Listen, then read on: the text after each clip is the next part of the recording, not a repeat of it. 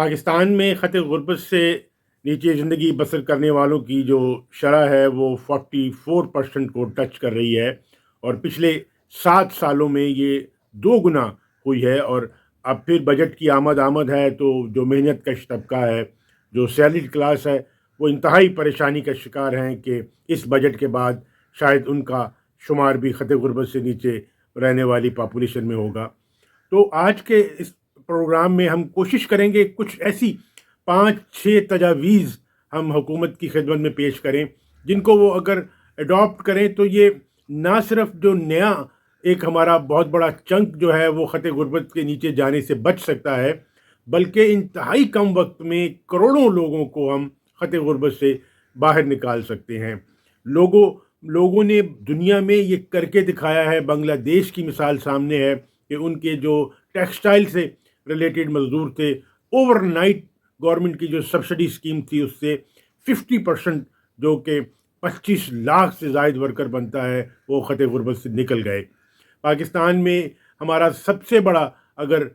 ख़र्चा हम देखें जो एक सैलरी क्लास का होता है तो वो 4 या 5 हेड हैं, जिसमें 20% यूटिलिटी बिल्स होते हैं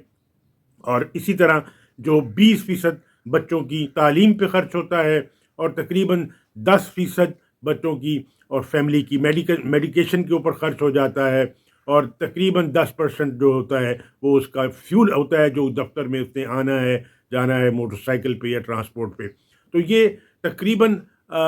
60% एलिमेंट बनता है। अगर हमारी गवर्नमेंट जो है वो इन मेहनत कशों का ख्याल करते हुए अगर यूटिलिटी बिल्स पे कंट्रोल करके इसमें 50% का डिस्काउंट भी दे सके और इसी तरह हमारी जो तालीम है उसको सरकारी सतह के ऊपर सरपरस्ती करते हुए सरकारी स्कूलों का मयार अगर बुलंद किया जाए, जो कि चंद सालों में मुमकिन है, तो ये 20% की खतीर रकम कुल्ली तौर पे बच सकती है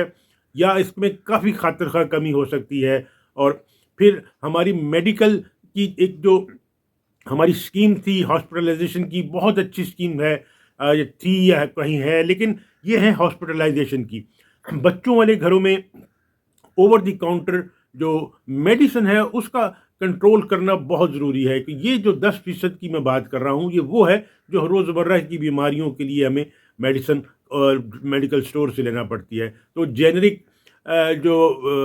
दवाएं हैं, फार्मूले हैं, उनको फ़रोग दिया जाए, इंस्टेड ऑफ के ब्रांड्स लिखे जाएं। इस पे काबू पा के इसमें भी खातिर खा कमी की जा सकती है। और फिर जो फ्यूल प्राइसेस हैं उस पर जो ज़ालिमाना जो टैक्स है उसको अगर कम किया जाए तो जो मज़दूर की मेहनत कश की ज़िंदगी है बहुत हद तक सुखी हो सकती है। बल्कि सिर्फ उसकी मज़दूर की ज़िंदगी सुखी नहीं हो सकती, बल्कि इसका इम्पेक्ट पूरी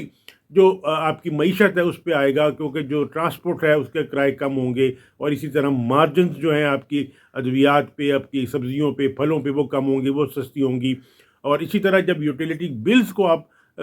बिल्स को कंट्रोल करेंगे तो भी उसका इम्पैक्ट जो से आम वर्कर की ज़िंदगी पे आएगा। तो ये 60% में से 30% तो बहुत आसानी के साथ बग़ैर किसी इजाफी तनख्वाह बढ़ाए हुए हम ये रिलीफ दे सकते हैं। और फिर सबसे बड़ा जो एक ज़ालिमाना निज़ाम तनख्वाहदार तबके पर इनकम टैक्स का बोझ लादा हुआ है, जबकि पाकिस्तान के अमीर कबीर तबके जो हैं, जो ज़मींदार हैं, वो ना होने के बराबर टैक्स देते हैं। तो इस टैक्स पे भी गौर करने की ज़रूरत है कि जो कम अज़ कम टैक्स की जो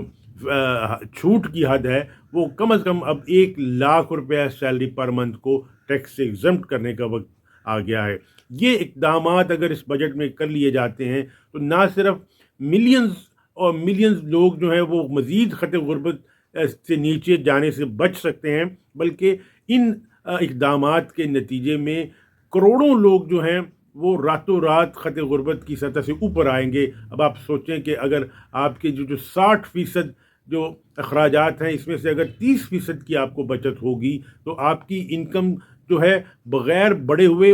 बढ़ चुकी होगी। और फिर जो टैक्स एग्जम्पशन अगर आप मिलें तो आप खुशहाली की बाकायदा एक तस्वीर बन सकते हैं और अपने बच्चों को अच्छी ग़िज़ा, अच्छी सेहत, अच्छा इलाज दे सकते हैं, जिससे आपकी ज़हनी सेहत जो है पूरी कौम की मेहनत कशों की बेहतर होगी और एक अच्छा मुआशरा तश्कील पा सकता है। امید ہے کہ ہماری ان عاجزانہ تجاویز کا نوٹس لیا جائے گا اور بجٹ بناتے ہوئے کم از کم جو